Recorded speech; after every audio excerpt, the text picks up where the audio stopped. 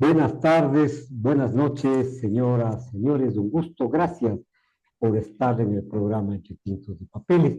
Hoy tengo la presencia del economista, del magíster Víctor Gerardo Aguilar Feijó, quien desempeña la función de decano de la Universidad de Cuenca en la Facultad de Economía. Bienvenido, Gerardo, gracias por su colaboración. Hoy en la mañana se dio a conocer un monto que a mí me llamó la atención fuertemente sobre la deuda externa. El saldo a pagar de la deuda externa ecuatoriana se dice es de 88.486 millones de dólares. Es una cantidad astronómica, no sé cómo, por dónde calcula, pero hay personas que le puedo dar la fuente, incluso M fuente MEF, en donde señalan esta circunstancia y dicen que el país está al borde del abismo y de la catástrofe, Víctor. Muchas gracias, muy buenas tardes. Gracias por la oportunidad. Siempre es un gusto conversar con usted, Marco, y con su digna audiencia. El número, el valor de cálculo de la deuda es, yo no diría poco creíble, pero al menos la metodología sí lleva al análisis, invita al análisis. Es un valor que en el tiempo no debería modificarse de una forma distinta al incremento de la deuda. Me refiero a que metodológicamente ese cálculo ha sufrido algunas transformaciones a lo largo del tiempo. Eh, Hubo no hace mucho una modificación en la metodología que entregó un nuevo valor de cálculo de deuda. Entonces, si hay algo que tenerle claro es diferenciar el valor de deuda por cuestiones metodológicas del valor de deuda efectivo real por incremento de los empréstitos nacionales. Entonces, hay que tomarlo con pinzas, pero si es que en el supuesto, no necesariamente con sentido de que ese valor sea el que usted indica, por supuesto que es para tener miedo, para asustarse, porque estamos hablando de 88.000 millones, que son casi el 85, 86% del PIB, si es que el Ujú. cálculo no me es ingrato. Entonces, un valor realmente de susto, de miedo, es un nivel de deuda exageradamente alto. Bueno, recuerde usted que cuando terminó la gestión del presidente Correa, se dijo que habíamos quedado endeudados 70.000 millones. Es decir, si es de ser cierto el dato que está que comprobado en algunas páginas, estos 18.000 millones más, hay un endeudamiento entonces, de ser cierto, repito, los 70.000 millones que decían de Correa, hay un aumento de 18.000 millones. ¿Se justifica? La deuda se justifica en el sentido de que permita que las cosas sigan fluyendo, que el aparato estatal y por decantación el productivo no se paren. El tema no es el nivel de deuda, básicamente. Es decir, es un problema, pero yo creo que la complejidad real es tener el recurso para poder cubrir la deuda. A la final, ese es el verdadero problema. Hay muchos países que tienen deudas mucho mayores, inclusive países desarrollados que tienen deudas astronómicas, y para ellos no es necesariamente un problema porque tienen el flujo necesario para irlo cubriendo. En el caso ecuatoriano, el real problema es si en el corto plazo, mediano y largo plazo vamos a tener el recurso, vamos a tener el flujo suficiente que permita cubrir la deuda. Esa es la dificultad mayor, estimado Marco.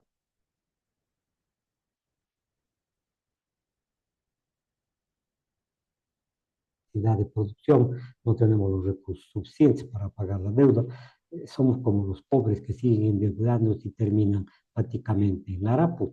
La situación es que nosotros estamos honrando el pago de la deuda externa, los intereses, y en el gobierno de Lenín Moreno incluso se adelantó el pago.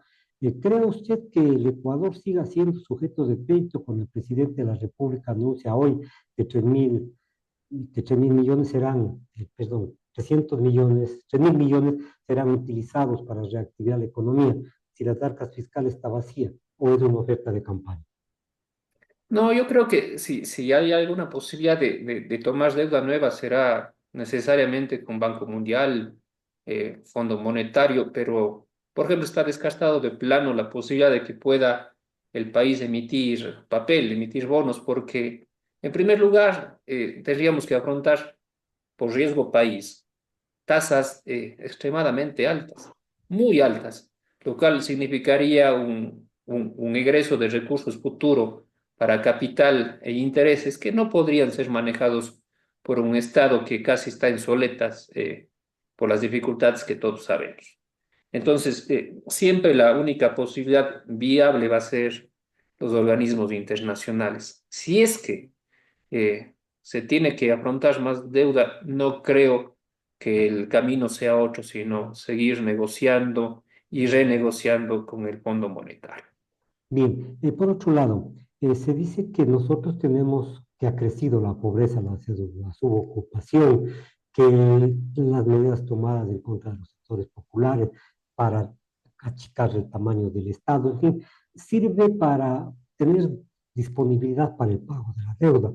Si tenemos disponibilidad para el pago de la deuda que el gobierno anuncia con aspavientos, ¿no sería bueno mejor dedicar esos fondos a la economía nacional para dinamizar lo que está paralizado? Sí, siempre es más deseable que se invierta en los elementos y en las actividades que son imprescindibles para que este país siga caminando.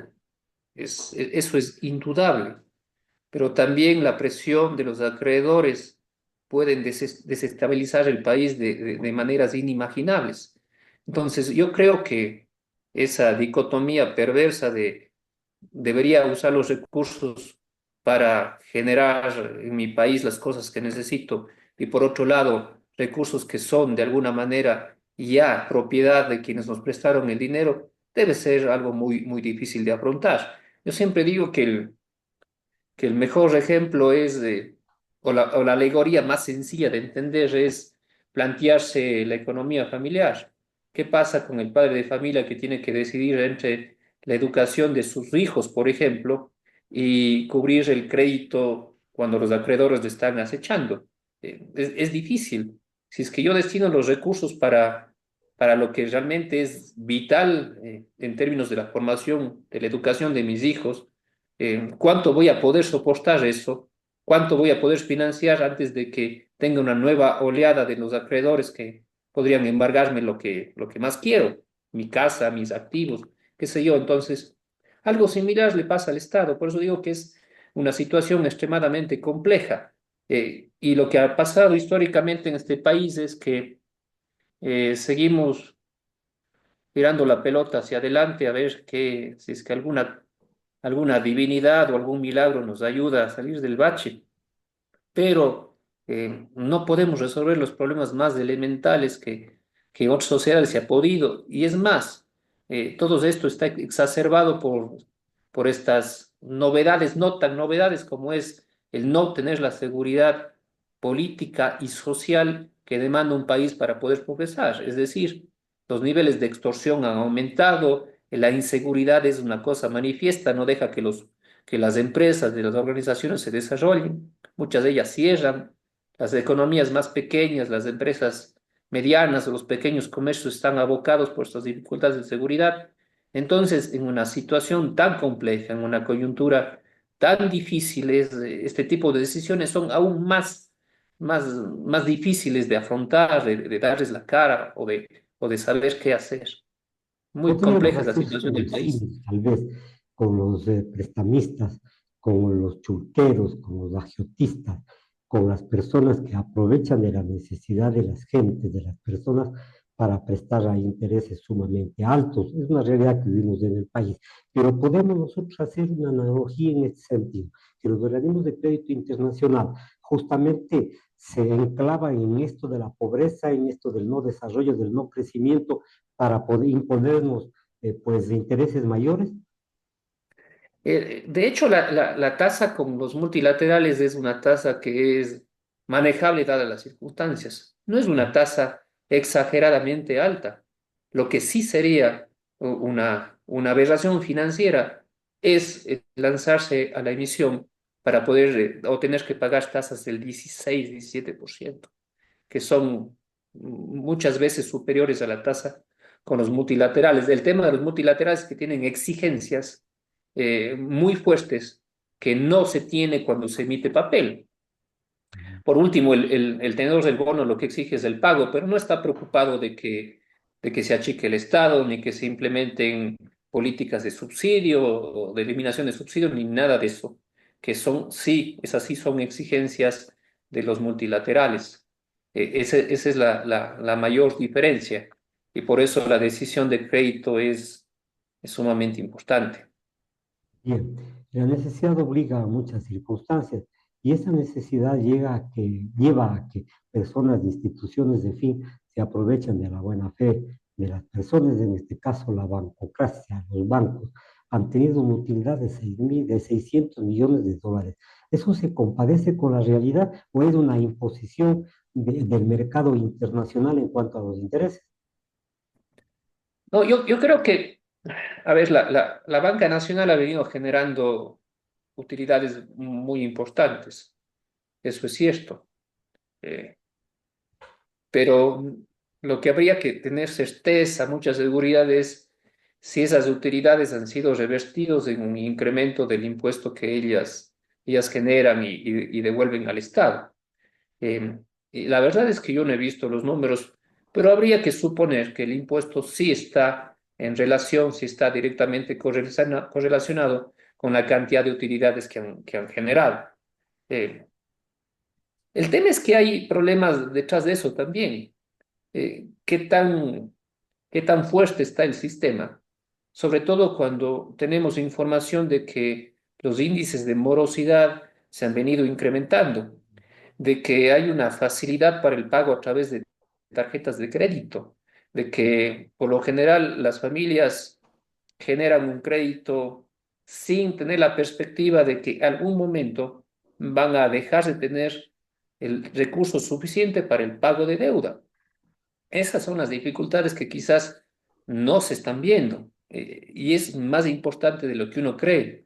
El momento en que se le cierre el crédito a una familia porque explotó su crédito en la tarjeta de crédito es un problema que es muy difícil de afrontar. Y es porque tenemos problemas estructurales que no mismo podemos resolver y eso es sumamente grave. Podría entonces yo deducir de sus palabras, permítame que haga tratar de interpretar la situación, tratar de aclarar para que quede más claro al público. Es decir, nos endeudamos hasta que revienta la bolsa. Pero ¿qué significa allí? Somos sujetos nosotros de remate de los bienes. ¿Qué sucede con el Ecuador? Tenemos que prendar el petróleo, tenemos que prendar parte del PIB, en fin, ¿qué tenemos que hacer? Porque veo que el índice de desconfianza o de prioridad del país ha crecido casi a 1.200 después de las elecciones, Víctor. Sí, claro, y creo que llegó a un punto relativamente bajo para llamarnos Ecuador de alrededor de 900 puntos y luego subió, trepó a 1200 puntos. Ese solo hecho descarta que nosotros podamos tener una fuente diferente de deuda que la que tenemos con los multilaterales. Eso ya de cajón. Inclusive con 900 puntos hubiese sido una tasa de interés sumamente alta como para emitir bonos.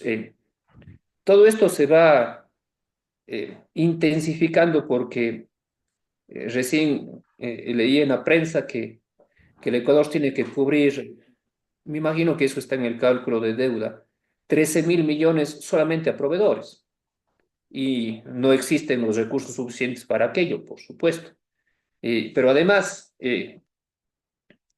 no se ha visto de una forma palpable, asible, que hayamos resuelto de alguna manera el problema de inseguridad, que creo que este momento es el principal impedimento como para que los negocios se empiecen a desarrollar de la forma que creíamos, sobre todo el comercio que era muy dinamizador. Quizás por eso uno puede entender por qué se está tan estancado el pleno empleo, el empleo eficiente, y han subido los índices de subempleo y de empleo precario. Entonces, así es muy difícil desarrollar una actividad, es muy difícil que se contribuya para el crecimiento del país y se generen recursos y simplemente seguimos estancados y batiendo el mismo lodo. Bien, por otro lado, Víctor, usted había dicho de que falta una visión del Estado de mayor servicio, de mayor fuerza, de mayor visión para la sociedad, pero en este momento económico usted habla de la seguridad, de la inseguridad, perdón, que es un problema. Traes a las fuerzas extranjeras para luchar contra el narcotráfico, que según el mismo presidente de la República maneja 30.000 millones de dólares anuales en la economía, no es un gasto exorbitante, no es un gasto que a lo mejor va a situar al país en una situación más calamitosa todavía. Bueno, en primer lugar, no creo que el Estado tenga ese nivel de recursos.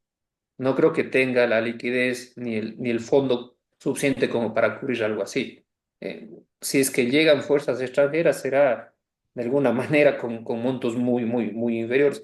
Reformulo la pregunta, Víctor, reformulo la Sí. pregunta en el sentido de que los 30.000 millones, es dicho por el presidente de la República, que manejan los fondos mafiosos o las mafias dentro del Ecuador anualmente.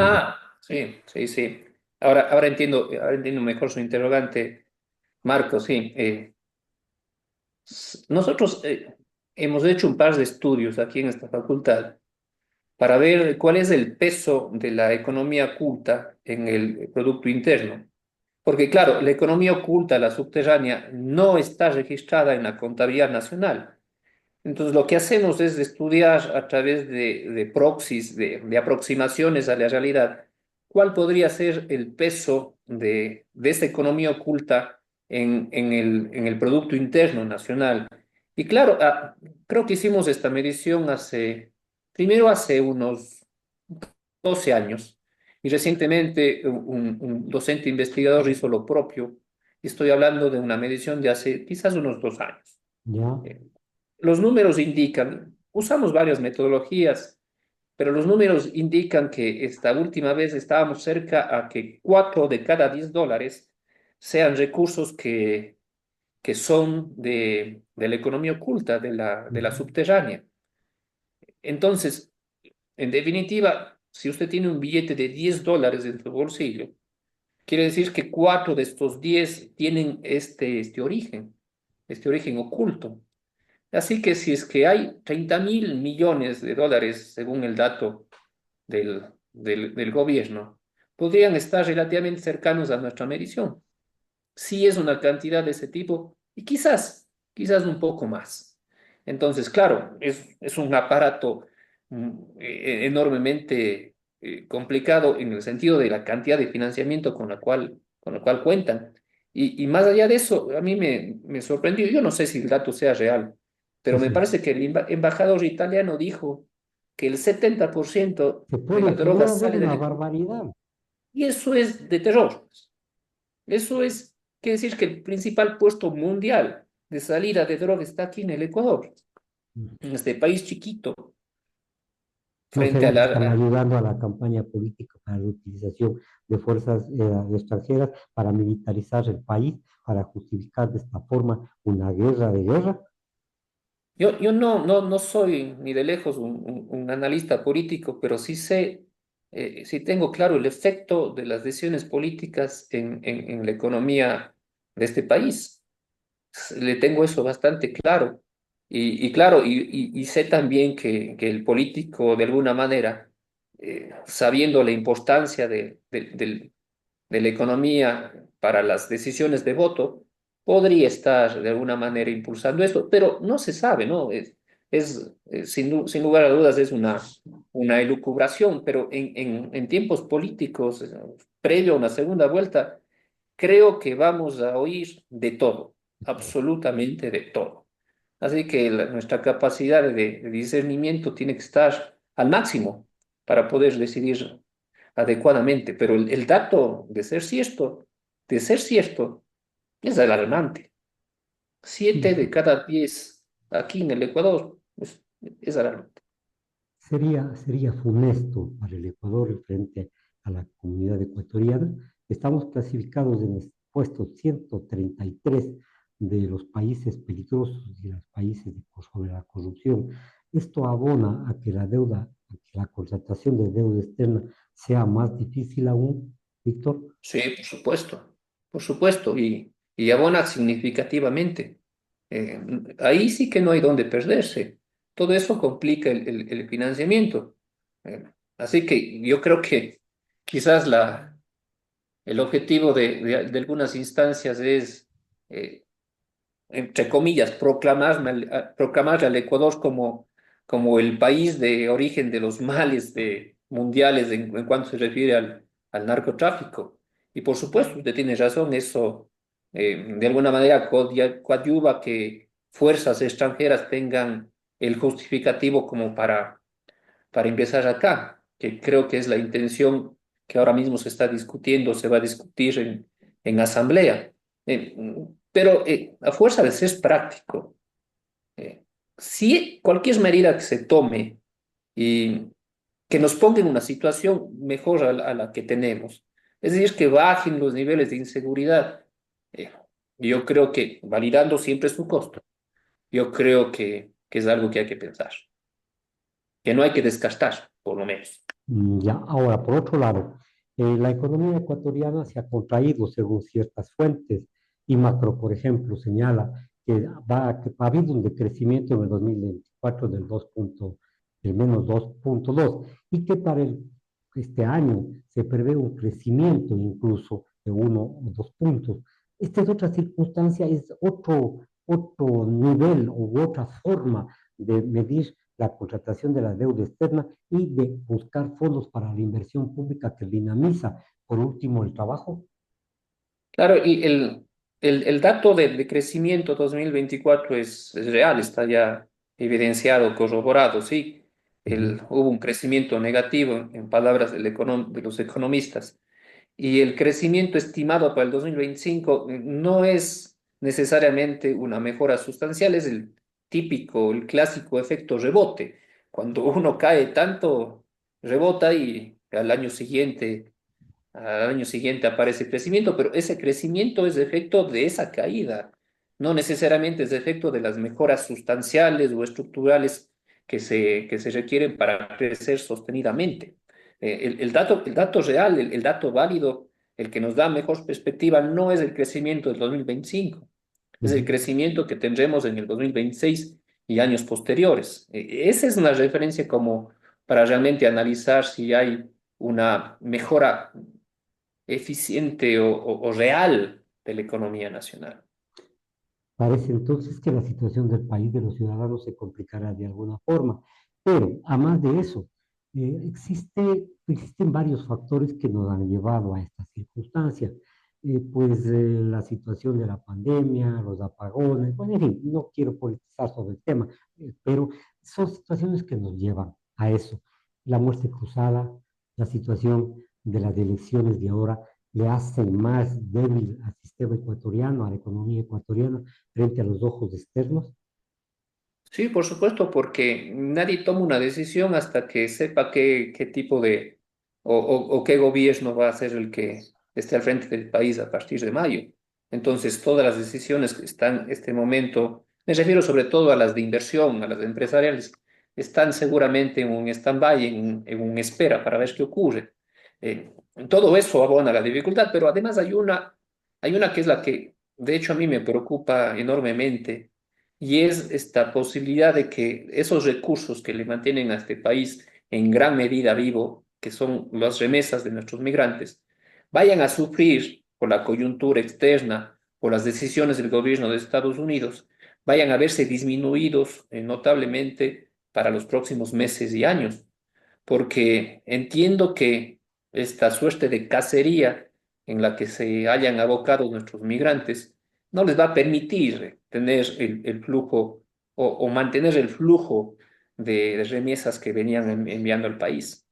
Y es un valor sumamente importante. Estamos hablando de muchos miles de millones de dólares y que son muy sensibles porque están sosteniendo mucho a la economía local, a miles y miles de familias ecuatorianas. Eso es preocupante, pero yo no he oído que haya habido alguna preocupación que creo que es necesaria, algún pronunciamiento importante de parte de quienes están al frente de este país, pero tampoco de aquellos que pretenden ganar las elecciones.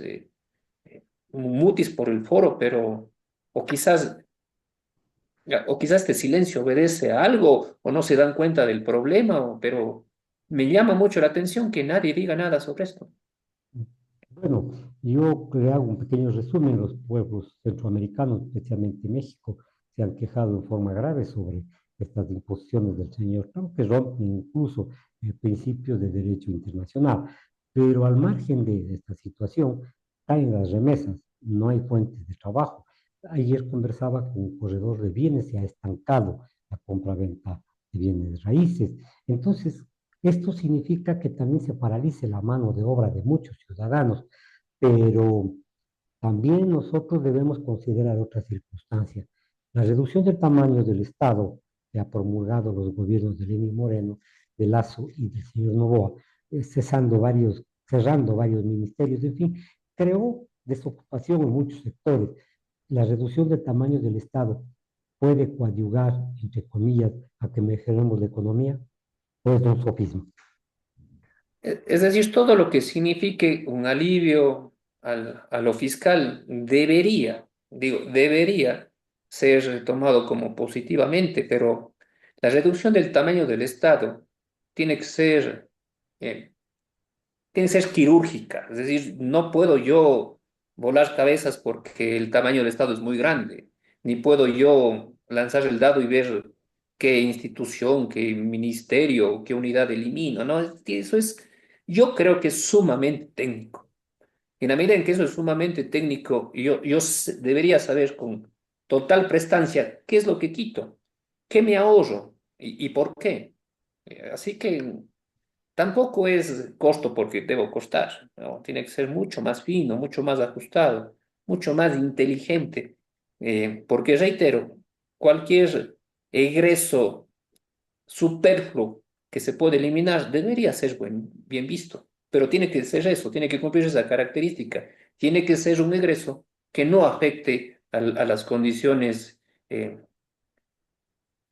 elementales para que este país siga en proceso de cambio, siga moviéndose, siga caminando.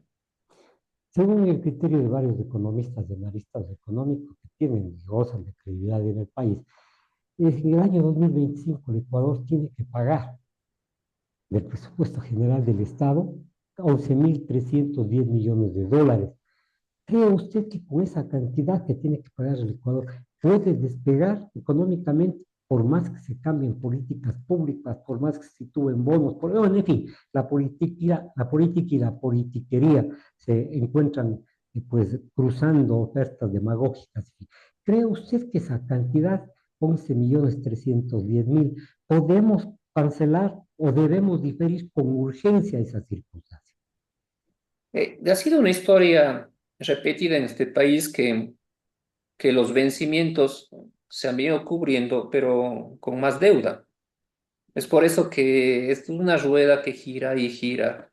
Y, y claro, el temor es que algún momento el mecanismo se atrofie y deje de girar la rueda, en cuyo caso o iríamos al default con todas las consecuencias de eso, con todas las consecuencias de eso que no son menores, o, o se para todo, de hecho, ¿no? Y ahí sí, yo no sabría qué camino debe tomar el Estado. Así que en la medida en la cual siga consiguiendo recursos para cubrir la deuda, tiene el efecto perverso de que no tengo la posibilidad de destinar los recursos a las cosas que nos hagan desarrollar. Es por eso que es un círculo vicioso y sobre todo perverso. Tengo el recurso, pero este recurso sirve para pagar toda la deuda que tengo y eso va en detrimento de las otras. Claro que todavía se mantiene de alguna manera la educación, la salud, pero no tenemos, hablando de la educación superior, la posibilidad de hacer cosas mayores que, Uh -huh. que son muy útiles. Seguimos manteniendo las cosas, haciendo por nuestras propias iniciativas mejoras, pero hay muchas cosas que nos desearíamos hacer, pero no tenemos. Por ejemplo, nuestro enorme problema es que el reparto de los recursos para las universidades públicas es de un pastel que cada vez tiene una menor rebanada para las universidades, porque la aparición de nuevas universidades lo único que hace es que con el mismo recurso nos toque o nos corresponda cada vez menos a nosotros. Ujú. Entonces, más allá de poder hacer nuestra gestión de mejor manera en términos de inversiones necesarias para la educación superior, tenemos que contar con menos recursos cada vez. Entonces, cuando yo me refería a que tiene que ser muy inteligente el manejo fiscal del Estado de lo presupuestario, también debería evitar aumentar el tamaño del Estado cuando lo que se tiene que hacer es invertir en lo que existe. Correcto. Bien, la apreciación suya me parece totalmente lógica y profesional. Para terminar, se dice que el Estado necesita recursos para la inversión y dinamizar la economía. Esos 30.000 millones que se mueven paralelos a la economía del Estado, ¿en dónde están? Tal vez la medida del presidente de quitarle el impuesto del egreso de divisas hacia el extranjero afecta al pueblo ecuatoriano y favorece a estos grupos oscuros de esta economía subterránea, como usted había dicho. Sí, es probable. Esa cantidad inmensa de recursos están en todas partes, creo yo. Es decir, no creo que haya una actividad económica que no esté salpicada con algo de eso o con mucho de eso. Eh, Muchos hablan que hay recursos de la economía oculta, inclusive en los clubes de fútbol. No sé qué tan cierto sea, pero se dice, ¿no? Y por supuesto está en muchos otros sectores de la economía. Las Allí deben farmacias, estar. las ópticas, Sí, es los, probable. los, los micromercados familiares en los barrios, la construcción. Los sectores. Por eso yo decía, seguramente está algo de eso, o mucho de eso en todos los sectores, sin lugar a dudas. Eh, Porque además de esa cantidad de dinero en una economía relativamente pequeña, tiene que hacerse sentir. Ujú. Así que tiene usted razón, probablemente en todos aquellos sitios esté. Víctor Gerardo, muchas gracias por haber conversado con Mucho nosotros. gusto. Señoras y señores, me voy del aire. Víctor Gerardo Aguilar Feijo, magíster, dedicando al factor de economía de la ciudad de Cuenca, conversó con nosotros. Un Muchas gusto, gracias. gracias. Gusto, el gusto es mío. Gracias.